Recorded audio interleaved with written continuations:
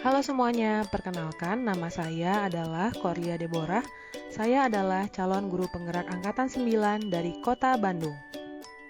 Pada kesempatan kali ini, saya akan mencoba memaparkan kesimpulan dan refleksi dari pemikiran Ki Hajar Dewantara pada tugas koneksi antar materi modul 1.1.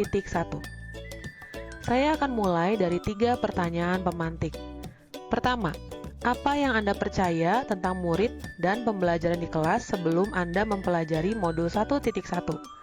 Kedua, apa yang berubah dari pemikiran atau perilaku Anda setelah mempelajari modul ini? Dan yang ketiga, apa yang dapat segera Anda terapkan lebih baik agar kelas Anda mencerminkan pemikiran Ki Hajar Dewantara? Sebelumnya, saya percaya bahwa siswa adalah objek seperti kertas kosong yang belum memiliki kemampuan apapun, belum memiliki minat apapun, dan belum tahu apa potensi atau bakatnya.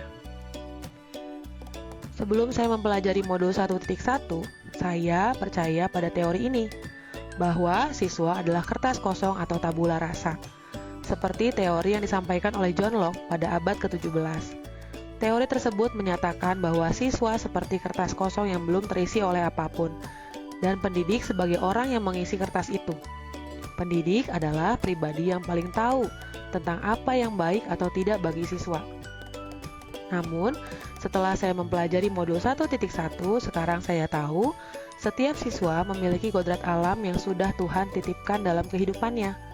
Setiap siswa itu unik, mereka memiliki bakat dan potensi masing-masing dan tidak bisa disamakan satu dengan lainnya.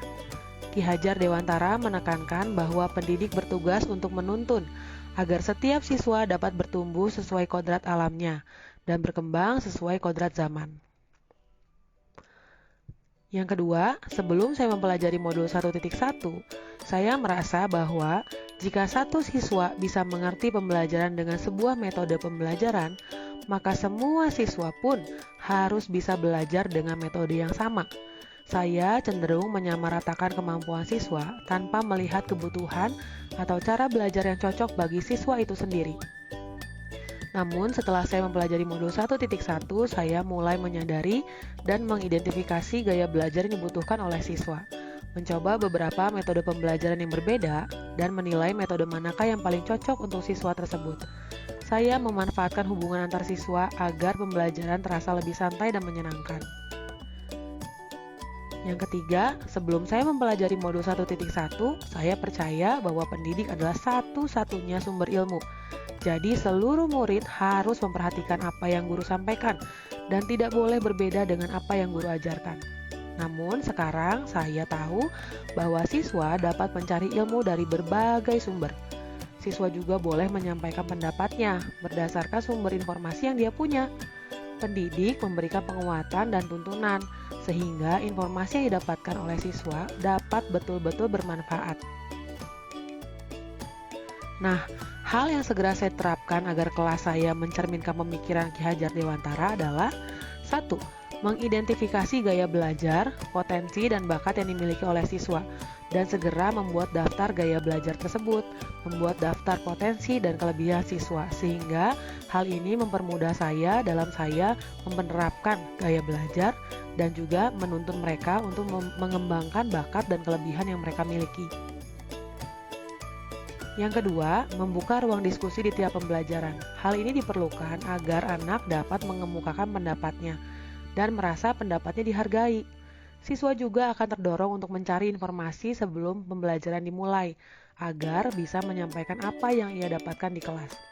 Yang ketiga, melibatkan siswa dalam keberlangsungan kegiatan belajar mengajar dengan menerapkan kelompok piket yang mendukung kegiatan belajar mengajar. Contohnya, melibatkan siswa dalam melaksanakan renungan di pagi hari, melibatkan siswa dalam mempersiapkan kebutuhan atau media yang akan digunakan untuk kegiatan belajar mengajar.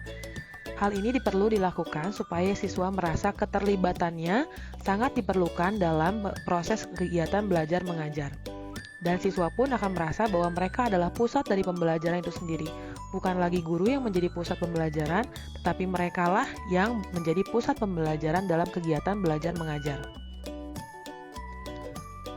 Yang keempat, Menciptakan suasana belajar yang santai dan menyenangkan. Contohnya, melaksanakan kegiatan belajar mengajar yang diintegrasikan dengan permainan, cerita, atau lagu. Dan yang kelima, meningkatkan kompetensi pendidik dan terus belajar agar pembelajaran di kelas semakin variatif, sesuai dengan kodrat zaman. Hal ini perlu dilakukan oleh setiap pendidik supaya pendidik terus berkembang. Bukan hanya siswa yang belajar, tapi pendidik pun perlu terus belajar. Sebagai guru, saya harus bisa menjadi teladan yang baik bagi siswa. Harapan saya ketika siswa melihat contoh langsung dari perilaku baik yang diberikan oleh guru di sekitarnya, siswa pun akan melakukan hal-hal yang baik dalam hidupnya. Saya berharap saya bisa mengimplementasikan 3 semboyan Ki Hajar Dewantara. Yang pertama, Ingarso Sungtulodo.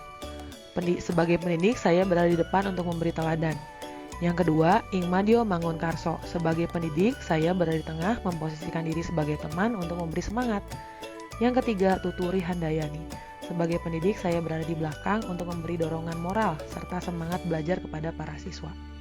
Kesimpulannya, siswa bukanlah objek, tetapi mereka adalah subjek yang sedang bertumbuh dan berkembang. Dasar-dasar pemikiran Ki Hajar Dewantara adalah keberpihakan kepada siswa, di mana guru berperan untuk menuntun dan menebalkan kodrat alam yang sudah mereka miliki dari Tuhan. Dasar-dasar pemikiran Ki Hajar Dewantara ini harus segera kita laksanakan di kelas, agar siswa tumbuh bukan hanya secara keilmuan saja, namun bertumbuh dan berkembang menjadi pribadi yang berbudi pekerti dan berguna bagi sesama. Sekian pemaparan dari saya. Terima kasih, sampai jumpa di video selanjutnya.